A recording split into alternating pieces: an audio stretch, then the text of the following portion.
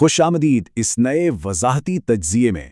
आज हम एक ऐसे ज़बरदस्त राज पर बात करने वाले हैं जो आर्ट रूम और मैथ डिपार्टमेंट के दरमियान एक कमाल का पुल बनाता है। ज़रा सोचें, एक मशहूर आर्टिस्ट के बनाए हुए शाहकार के पीछे कौन सी गहरी और हैरान कर देने वाली रियाजी छुपी हो सकती है। चलिए मिलकर खोज लगाते हैं। तो बात शुरू होती है खुद MC ईश्वर के अल्फाज से। 1956 में उन्होंने अपने ही बनाए हुए एक मशहूर मास्टरपीस यानी प्रिंट गैलरी के बारे में कहा था कि ये उनकी बनाई गई अब तक की सबसे अजीबोगरीब चीज़ है। और सच पूछे तो इस आर्ट पीस को पहली नज़र में समझना किसी के बस की बात लगती भी नहीं। अब जरा इस तस्वीर के बिल्कुल मरकज पर गौर करें। वहां एक सफेद खाली जगह है। तो सवाल ये उठता है कि आखिर वहां रियाजियाती तौर पर क्या होना चाहिए। आज की इस वजाहत को एक जासूसी कहानी समझ लें। हमारे पास एक ऐसा विजुअल लूप है जिसका सेंटर बिल्कुल गायब है, और मजे की बात यह है कि आज के जदीद तरीन AI मॉडल्स भी अगर इस खाली जगह को भरने की कोशिश करें तो वो भी बुरी तरह उलझ जाते हैं। सेक्शन 1, एशर का पैराडॉक्स, एक नामुमकिन मरकज वाला लूप। इस तस्वीर का सफ़र बड़ा ही कमाल है। नज़र एक बंदरगाह से शुरू होती है, फिर एक गांव की तरफ बढ़ती है। वहां से हम एक आर्ट गैलरी के अंदर दाखिल होते हैं और इस गैलरी में लगी हुई तस्वीर दरअसल वापस उसी बंदरगाह का मंजर पेश कर रही है। ये एक नामुमकिन सा लूप बन जाता है। इसे समझने के लिए हमें ड्रोस्ट इफेक्ट को जानना होगा। ये एक ऐसा विजुअल मंजर है जहां कोई तस्वीर अपने ही अंदर बार बार जाहिर होती है, जिससे कभी ना ख़त्म होने वाला जूम बनता है। बिल्कुल वैसे ही जैसे ईशर के इस काम में एक तस्वीर मुकम्मल तौर पर अपने ही अंदर छुपी हुई है। और हाँ, यहाँ सबसे ज्यादा हैरानकुन चीज ये नंबर है, 256। ये कोई मामूली नंबर नहीं है। एशर ने जिस ड्रोस्ट इफेक्ट का इस्तेमाल किया उसका स्केल इतना बड़ा था कि उसमें मौजूद अंदरूनी कॉपी बाहर वाली तस्वीर से पूरे 256 गुना छोटी थी। जरा तसव्वुर करें ये कितनी जबरदस्त और गहरी स्केलिंग है। सेक्शन 2, बसरी इशारे, एशर के फनकाराना अमल की तश्कील 9। अब हैरत की बात यह है कि एक ऐसा फनकार जिसने कभी रियाजी की बाकायदा तालीम हासिल ही नहीं की, उसने अपनी समझबूझ से इतने बड़े जूम फैक्टर को इतनी परफेक्शन के साथ कैसे फैला दिया। तो देखें, एशर ने इस नामुमकिन लूप को बनाने के लिए 3 बेहतरीन एनालॉग तरीके इस्तेमाल किए।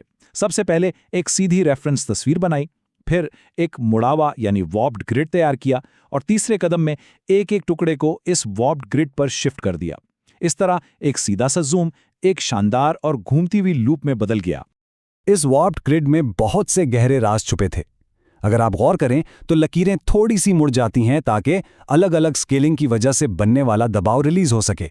लेकिन सबसे कमाल बात यह है कि ग्रिड की लकीरें हमेशा बिल्कुल परफेक्ट राइट एंगल्स पर एक दूसरे को काटती हैं, और इतने बड़े बिगाड़ के बावजूद भी छोटे छोटे हिस्से बिल्कुल चौकोर यानी स्क्वायर ही रहते हैं। यही वो फनकाराना चॉइस थी जिसने रियाजीदानों का दिमाग घुमा दिया और उनकी तवज्जो फौरन खींच ली। सेक्शन 3, कन्फॉर्मल मैप्स की रियाजी, तफ्तीश का रुख मैथ डिपार्टमेंट की जानिब। तो अब हमारी ये जासूसी आर्ट स्टूडियो से निकलकर सीधा मैथ डिपार्टमेंट में दाखिल होती है। अब हम ऐसे हिसाबी टूल्स ढूंढेंगे जो ईशर के ग्रिड वाले इशारों से बिल्कुल मैच करते हों। इसके लिए एक टर्म समझना जरूरी है, कन्फॉर्मल मैप।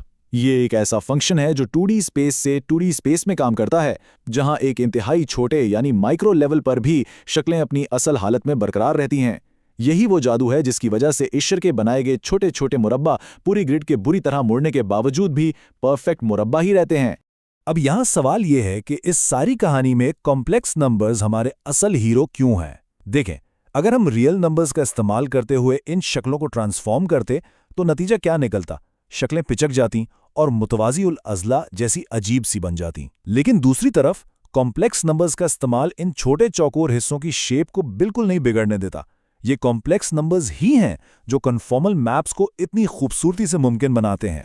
सेक्शन 4, एक्सपोनेंशियल्स और लॉगरिथम्स, लामहदूदियत को खोलने वाली रियाजी का टूल किट। अब जैसे जैसे हम इन हिसाबी कड़ियों को जोड़ते हैं जिनमें कॉम्प्लेक्स एक्सपोनेंशियल्स और लॉगरिथम्स शामिल हैं, तो हमारी ये पहेली सुलझने लगती है। ज़रा एक्सपोनेंशियल के रवैये का तसव्वुर करें। फ़र्ज़ करें कि एक फ्लैट कॉम्प्लेक्स प्लेन को रोल करके एक ट्यूब की शक्ल दे दी गई है। इस अमल में जो सीधी अमूदी यानी वर्टिकल लाइंस होती हैं ना, वो बड़ी निफासत से घूम के मुकम्मल दायरों में बदल जाती हैं। ये एक ज़बरदस्त मिसाल है कि कैसे सीधी लाइंस घूमती हुई लूप्स में तब्दील हो सकती हैं। और फिर बारी आती है लॉगरिथम की। नेचुरल लॉ का कमाल यह है कि वो इन घूमती हुए दायरों को वापस अनरोल करता है और दोबारा सीधी वर्टिकल लाइंस में बदल देता है। ये ज़रब के मुश्किल अमल को एक सादा सी जमा में बदल देता है, जिससे एक ऐसी तरतीब सामने आती है जो खुद को बार बार दोहराती है। सच मानिए, यही वो मास्टर की है जो इस लामहदूद जूम के राज को खोलती है। सेक्शन 5, लूप को हल करना, रियाजियाती तरतीब का ग्रैंड रिवील। तो अब हम इस कहानी के क्लाइमैक्स पर पहुंच चुके हैं। रियाजीदान डी स्मिथ और लिंस्ट्रा ने बिल्कुल इन्हीं हिसाबी टूल्स का इस्तेमाल करके एशर की इस अजीम पहेली को हमेशा के लिए हल कर दिया। उन्होंने क्या किया, बिल्कुल एशर के फनकाराना कदमों की तरह 4 हिसाबी स्टेप्स लिए। पहला, मंजर को कॉम्प्लेक्स प्लेन पर रखा। दूसरा, उसका लॉग लिया। तीसरा, इसे बड़ी एहतियात के साथ स्केल और रोटेट किया। और चौथा, एक्सपोनेंशिएट करके इसे वापस अनवॉर्प कर दिया। बस इन्हीं 4 परफेक्ट कदमों ने मिलकर इस शाहकार को रिवर्स इंजीनियर कर दिया। और अब वक्त है इस बड़े राज से पर्दा उठाने का जो हमने शुरू में डिस्कस किया था। असल में इस तस्वीर के मरकज में रियाजियाती तौर पर कोई खाली जगह या सुराख है ही नहीं। जब ये तमाम फंक्शंस अप्लाई किए जाते हैं तो आउटपुट खुद ब खुद इस खाली जगह को कुदरती अंदाज में भर देता है। और क्या बनता है? अंदर की तरफ घूमता हुआ एक लामहदूद दायरा जो इस खालीपन में बिल्कुल परफेक्ट फिट बैठ जाता है। कमाल है ना?